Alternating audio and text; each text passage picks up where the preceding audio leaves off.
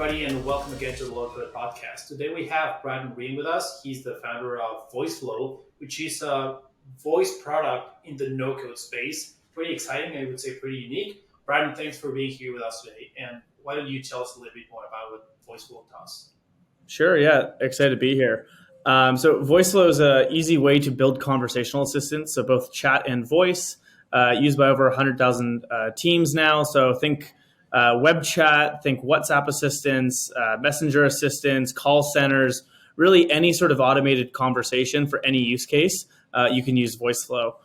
Typically, we skew towards customer support, but we've also seen automated drive-throughs. We've seen bedtime stories. We've seen games. Sort of the whole plethora of use cases, for assistance.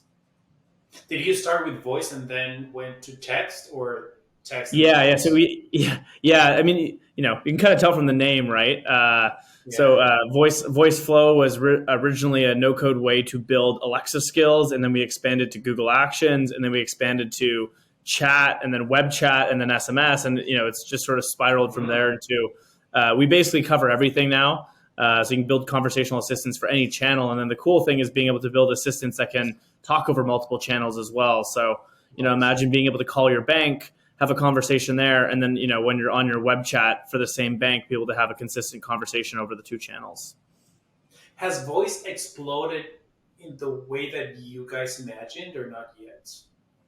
No. So when we were initially building the company, we thought Alexa skills were going to become almost like the new websites.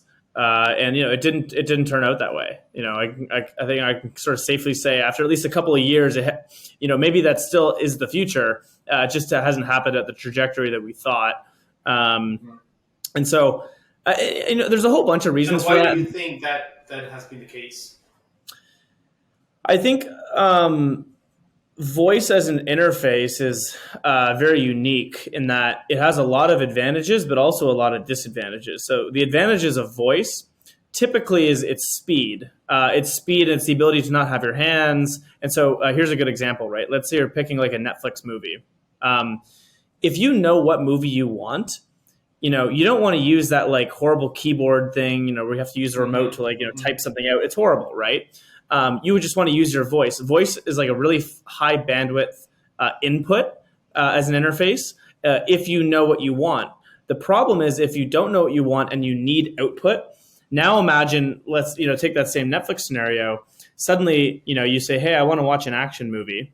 And Netflix has to start listing out verbally all of the movies that they have, right? Really bad experience. And so you realize that voice has a really high data input and a really slow data output that creates a lot of cognitive overload, right? Like, a picture is 1,000 words. Well, you don't want to have the interface that has to say 1,000 words. And so that interface limitation, like it got people really excited because using your voice is really cool. However, it's hard to build really high quality, like deeply engaging apps that have a really bad output interface. So frankly speaking, I think voice has been really successful and it's going to continue to be more accessible as an input interface for a lot of like command and control type applications. Things like, hey, how much revenue did we do today? It's a single turn and exactly what you want. For those types of applications, it's really good, but you're not going to see a lot of big businesses built where, the entire business is a single turn application. So it's really more of an additive interface to existing applications, at least today. Have you seen any app out in the market that's like mainly voice based? I don't we all use like Siri and Google Assistant, but have you seen like something like, wow, this is like a voice only or voice mainly solution? Yeah, so entertainment's actually been a really good stronghold for voice-only applications. So there's a lot of companies there that are doing a ton of revenue, like building big businesses, and they're just voice gaming. And voice gaming is fairly unique because voice as an interface is also a one-to-many interface, meaning like, so let's say, for example, you want to play, you go over to your friend's house and you have to ask how many controllers they have, if you want to play Mario Kart or something. If they don't have a physical peripheral interface, the controller for you to use, you can't play. Cool thing with voice is it's infinitely scalable, right? You could have 1,000 people technically all use the same, smart speaker to play with. And so that's a really cool thing. Of course, you also have, it's completely hands-free. That allows you to create, like games where you could be a little bit more active. Maybe it's like freeze dancing. Maybe it's like, song quiz is a really popular game where it's like get your friends and family around a smart speaker. It's going to play some music. You have to guess the song, the song title and artist. Like stuff like that's been really, really popular and continues to be like a main use case for voice. But in terms of standalone, being built in Voiceflow or just voice, but not using your product? It's a mix. I mean, like we have a lot of games on Voiceflow for sure. Like our early, voice. I don't know if this stat's still true. At one point our company's KPI was how many Alexa skills are hosted on Voiceflow, right? Which, if you're an Alexa skilling app or, platform, like that seems like a good KPI. And, I think we had like 6,000 or 7,000 at one point, and there were only 100,000 Alexa skills. And so we had like 6 or 7% of the entire ecosystem was on Voiceflow. So we were like fairly large. We're certainly the largest platform by leaps and bounds, if not like an order of magnitude. And we had a good mix of games. We never had like the number one or the number two games though. So unfortunately, we have a couple in the top 100, but nothing that's doing crazy volume.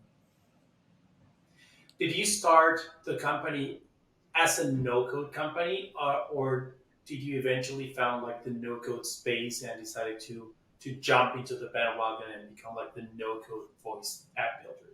Yeah, so how we started the company, it's actually kind of funny. We're huge fans of Webflow. In fact, Webflow's we were the CEO and founder of Vlad.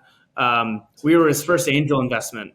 So before anyone knew about Webflow, and so we had built like all of our websites. My co-founder had been using Webflow basically since the start, and so we had dropped out of college to start Voiceflow. And in all honesty, when we were coming up with a name for the company, we weren't sure, like, you never know if we just needed a name for the project, right? We didn't think this was going to be some sort of massive company. Right. And so we just needed a name, right? And so we're like, I don't know, it's like Webflow for voice apps, right?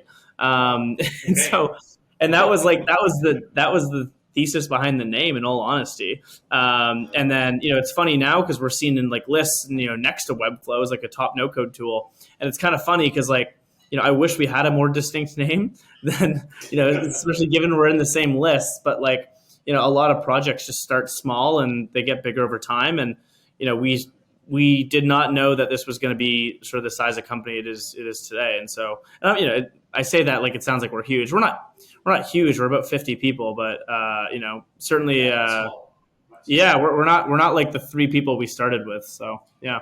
Right. And do you cater to the no-code builders, or are you more focused on enterprise clients building support chatbots? Yeah, it's a great question. We used to focus on no-code as our primary market. We no longer do. And I think so no-code, like when you think about no-code, like kind of anything with a GUI application is no code. You know what I mean? Like there's no really good like definition for no code. And so I think when you talk about no code, what it actually is you're appealing to the community of people who love this subset of tools where they're like builders, they're like citizen developers, hobbyists, stuff like that. But like, I don't know, like you go to like, yeah, Airtable is a no code tool, but it's also like a, like a GUI database, right? Like, I don't know, you look at like, what's another good example? I mean, even like a lot of Oracle's tools, like it has a GUI over top of a technical solution, right? So like, where do you draw the line for what is no code and what is not no code, right? And so I think really like no code is just a community of people who love these, like they're builders. There are people who like to tinker on the side, and they've like created this community around the technology when really the community is not even about the technology, in my opinion. It's about the people who just love to build things, and they might not have a technical background though, or maybe they do, low code, no code. And so that's kind of how we view that space now is like, I actually think it would be really hard to build a like business that purely focuses on low code, right? Because like that is such a diverse community with like so many different use cases, and people want to build different things. And like, you can't charge a ton of money for people who are just doing this out of passion. And so at some point it becomes like you end up attacking a specific business vertical. And at that point, are you actually no code anymore, right? Because like if you initially start, you kind of see what I'm saying? So now we're a sign of maturity and now that we're recording the second season of the podcast, interviewing founders like you, everybody or most of them start targeting the no-code space, the builders and the no-coders, and then eventually they outgrow maybe their own community or where they started because is it because the business needs a different client? Is it because the product is so robust that you no longer target that user base? What changes? Totally. I think it's such a good point. Like, you know, if you start to define no code as a community and like an archetype of someone who likes to, they like to be early adopters, they like to tinker with new technologies, they like to build things in their free time. Most of them have day jobs, maybe some of them do freelancing and stuff. Like, when you start to think of it as a community, it's like some of the world's best, it's probably one of the world's best communities to launch a new product into, right? Because this community is so willing to try your product out and see where it fits in the stack and how it compares and all this kind of stuff. But you can't really build a huge business only targeting if you said my entire business is focused on no code people, it's like, well, what's the business application? I think actually, with the exception of maybe like Airtable or Zapier, like the connectors, there's probably a wide enough surface area where, you could actually build a business there. But for most businesses like Voiceflow, we launched into that community. They were incredibly supportive, gave us a lot of great feedback. And then we started to get pulled into contact centers, and we started to get pulled into, more business facing teams. And then from there it was like, this is probably where we should build the business. And we actually now view ourselves not as a no-code tool, but a collaboration platform. And of course, we're a GUI interface, and we're still used to, build, people still build Alexa skills on Voiceflow, but now they also build WhatsApp assistants, they build, a whole variety of things. And so, it's interesting how that pivot happens. And I really think it just happens from customer pull. And I think, for founders who are in the no-code space, I think it's really important to know that, it's really hard to build a business that only caters to no code. At some point, you need to figure out what's the business use case, and then you're bringing your no code solution into that business use case. Right. And did you start getting clients in the, let's say, the corporate space, the enterprise space, and then building for them, or did you start looking for that type of client and then building features for them? Yeah, it was the former. So we actually just basically what we found was we were talking to customers, and we saw at one point a big, really big, well-known telecom company was using Voiceflow, and we're like, what are they using us for? What Alexa skill are they building? And then we talked to them, and they said, well, we're actually not building an Alexa skill. We're using this to prototype call centers because there's no good prototyping solution. We either have to ship it with real code, which is expensive, or we don't get the user test and we end up shipping really bad experiences. And so they're like, we're using your Alexa skill building app as a way to simulate when a customer calls our phone tree, right? And just see how the experience goes. And so that was a light bulb moment for us to start looking into call centers. Are called IVRs is the official, that's the automation layer that goes on top of the call center. So when you call a bank or something, press 1, press 2, that kind of stuff. And we got pulled into that space, and then those people are adjacent to web chat, and then those people are adjacent to SMS and WhatsApp, and you just start getting customers start pulling you in to all these different use cases. So are you competing with Twilio or not really, or in some cases? No, so Twilio does all the Twilio is very developer led. So our positioning is really as a collaboration tool first and foremost. And so a lot of our customers will collaborate, design, prototype, build on Voiceflow, and then they might host it on Twilio, right? They have all the telephony services or, whatever. Same thing with the NLU stuff. They're going to design, build on Voiceflow and then host on Dialogflow, right? Or IBM Watson or whatever their chatbot platform is. So we're really when you think about what's unique about Voiceflow as a business, it's largely that we have focused basically the past 3 or 4 years now on doing nothing but team workflows and a really high focus on the creation experience, right? Because we haven't had to think about number provisioning or the underlying telephony or building a natural language understanding unit. There's all this stuff that if you're trying to go full stack is you have to do, and it gets, you end up being kind of okay at everything versus we've said we're going to be the absolute best conversational assistant builder in the world by like such a wide margin that people will use us purely for the build portion of it and then export into whatever their other service is.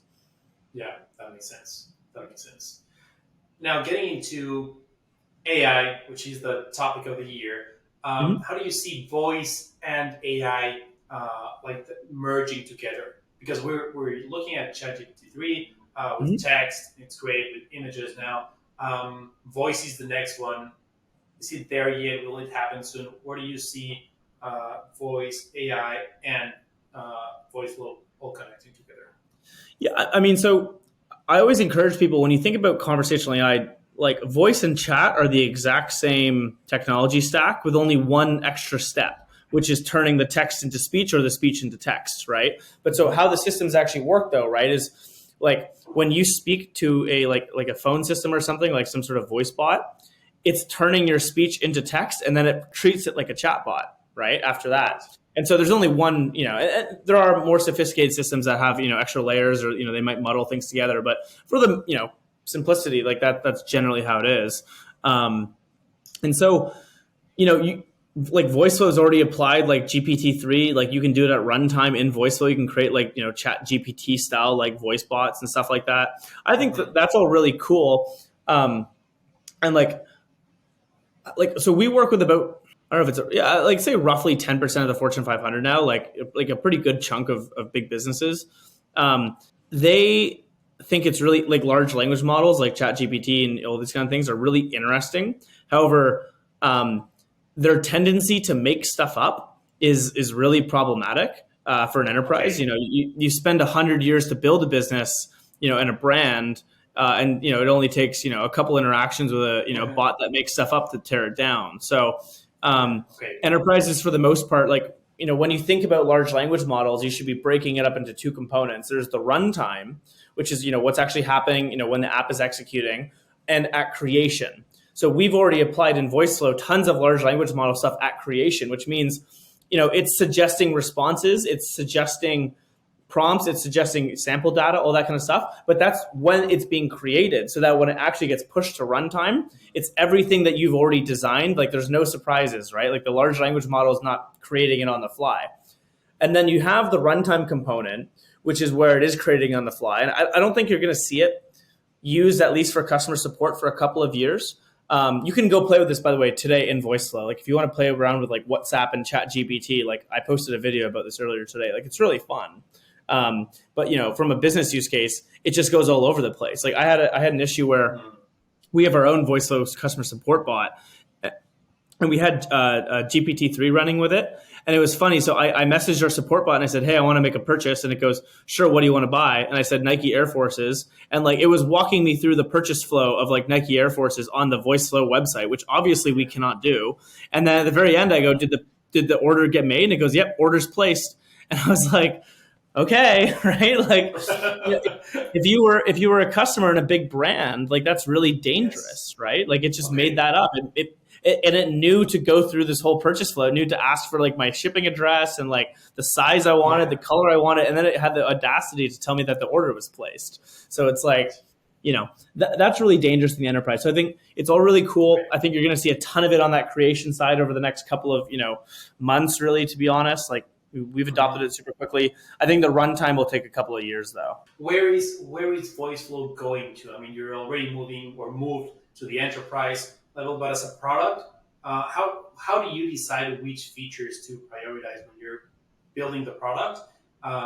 Is it based on customer feedback? Is it based on like a new target client that you want to get? How do you decide, and where do you see the product evolving? Yeah, I mean, this is such a dance of like this question is an art, to be honest. And so certainly a lot of it is customer feedback, but if you only listen to customer feedback for your roadmap, you'd end up like, we'd still be building Alexa skill features. We wouldn't have had like the business, right, exactly. Intuition to move us. So, with a different audience, right? Totally, right. And so, you need to balance, because at the end of the day, you want your customers to win. And so you want to listen to their feedback and build what they want. But if the business goes out of business, then, that's not very helpful for customers. And so, it's our I think job it's to. especially challenging for a product like yours because if you look at, let's say, other no-code tools, they look up to the bubble and the whatever that's already out there. So they have to get their like feature parity with the all tools that are out there. But in your case, you're in a space that maybe there's not a lot out there. So it's more on your end to come up with new things, right? And then that customers can Yeah, use hopefully, and they'll pay for that. yeah, it depends. So it depends how you define us. Like, the true like ICP, like the customer profile that we target is what's called a conversation designer. These are professional UX designers who focus on like conversational automation. For them, we're like the best thing since sliced bread. We're the first tool to like be dedicated to them and, trying to build a tool that's like the first collaboration tool. Versus if you view us like a Twilio, we're horribly under parity when it comes to features, right? So it really depends how you view us. Like we actually had a chatbot builder review site say Voiceflow is like the worst chatbot builder because they don't have analytics, they don't have this, they don't have that, and I was like, we don't, because like that's not our goal. Our goal was to like basically be a collaboration tool and be the absolute best design tool that then feeds into whatever your production platform is, right? Like we feed into your Dialogflow or Watson. So like, why would we do analytics? And it was kind of funny. On that review site, it said they lack analytics, they lack integrations, they lack all this kind of stuff. But I was like, hold up, we have commenting, sticky notes, real-time collaboration, versioning. Like we have all the design tool features, right?